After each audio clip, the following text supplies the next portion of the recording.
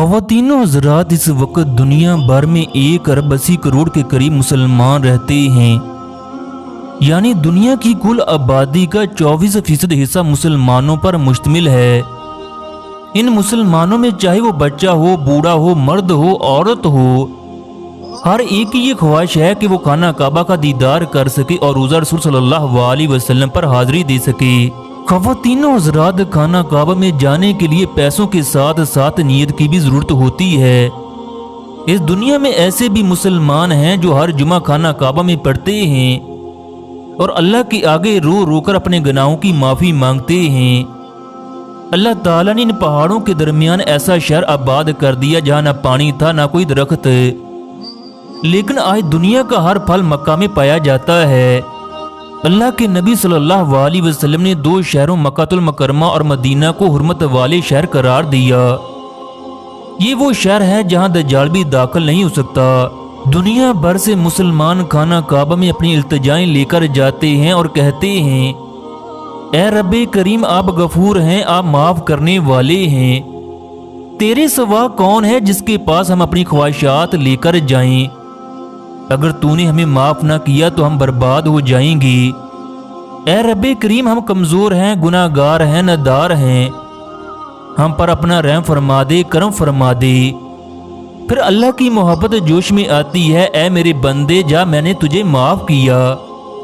ना सिर्फ माफ़ किया बल्कि तेरे अगले पिछले गुनाहों को नेकियों में बदल दिया। लेकिन कुछ लोग ऐसे भी होते हैं जो मक्कातुल मुकर्रमा में रहकर खाना काबा का दीदार नहीं कर सकते। वो नाउज़ बिल्लाह इसे तफरी गाह समझते हैं, फिर अल्लाह उन्हें दुनिया के लिए निशानी बना देता है। बल्कि इसी तरह जैसे बनी इसराइल को अल्लाह ने जन्नत से खाने भेजे, उन्होंने अल्लाह की नाशुक्री की, फिर अल्लाह ने जिल्लत उनके मुकद्दर में लिख दी। वो बनी इसराइल जो पूरी दुनिया पर हुक्मरानी करते थे, ज़मीन के एक टुकड़े को तरसते रहे। ख़वातीन और हज़रात, मक्का में एक नौजवान का खाना काबा के करीब घर था। वो अल्लाह ताला की याद से इस कदर गाफिल था कि उसने कभी खाना काबा के अंदर जाने की कोशिश न की। ये नौजवान मक्का में टैक्सी चलाता और हाजियों को एक जगह से दूसरी जगह ले जाकर छोड़ देता।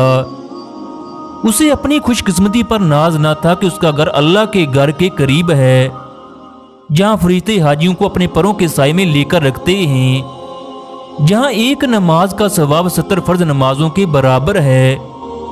इस नौजवान की वालिदा इस दीन पर अमल करने का कहती तो ये लड़ाई झगड़ा करके घर से चला जाता और कई कई हफ्ते वापस ना लौटता।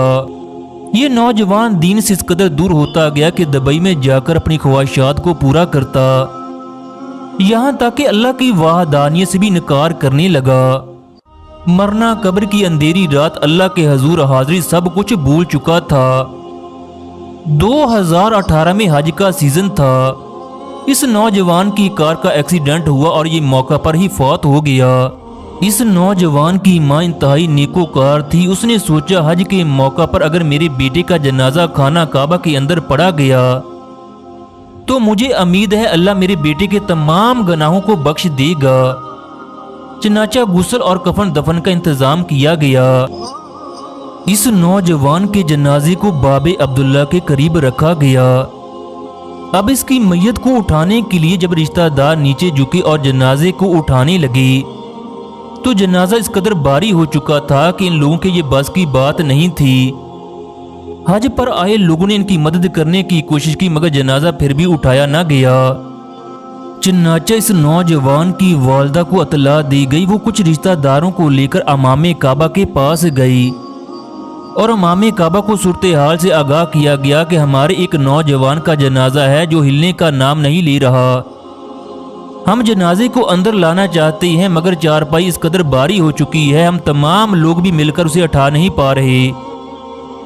इमाम काबा ने पूछा, ये नौजवान कौन है, इसका घर कहाँ है? तो नौजवान की माँ ने बताया, हमारा हरम के करीब ही घर है। इमाम काबा ने पूछा, क्या तुम्हारा बेटा 5 वक्त का नमाजी था? क्या वो नमाज और तवाफ के लिए बैतुल्ला में हाजिरी देता था? तुम्हारे बेटे ने कितने हज किए? नौजवान की मां ने कहा, मैं आपसे झूठ नहीं बोलूंगी, मेरे बेटे ने कभी भी नमाज नहीं पढ़ी, कभी भी बैतुल्ला का तवाफ नहीं किया। کبھی بھی حج نہیں کیا بلکہ یہ اللہ کا نافرمان تھا۔ امام کعبہ گہری سوچ میں پڑ گئے، پھر کہنے لگے جو آدمی نہ کبھی نماز کے لیے بیت اللہ میں آیا اور نہ ہی کبھی اللہ کے گھر کا دیدار کیا اور نہ ہی کبھی سلام کیا اور نہ ہی اس کے گھر میں آ کر نماز پڑھی، تو یہ کیسے ممکن ہے اللہ اس کے جنازے کو بیت اللہ میں آنے کی اجازت دے دے اور اس کو یہ شرف حاصل ہو جائے کہ کعبہ کے تمام حاجی حضرات اس کا جنازہ پڑھیں۔ امام کعبہ نے کہا اب آپ لوگ جنازے کو اٹھاتے ہوئے واپسی کی نیت کریں اور اس کے جنازے کو یہاں سے لے جا کر کہیں اور جنازہ پڑھیں۔ نوجوان کی ماں رونے لگی، آپ میرے بیٹے پر رحم فرمائیں۔ امام کعبہ نے کہا یہ میرا نہیں ہمارے اللہ اور تمہارے بیٹے کا معاملہ ہے، جس کو اللہ اجازت نہ دے رہا ہو تو میں اس کو کیسے اجازت دے سکتا ہوں۔ چنانچہ رشتہ داروں نے باہر کی نیت کی اور جنازے کو لے کر چلے گئے۔ خواتین و حضرات، اگر اللہ تعالیٰ غفور و رحیم ہے تو وہ قہار بھی ہے، غیور بھی ہے، ہمیشہ اسے بخشش کی دعا مانگنی چاہیے۔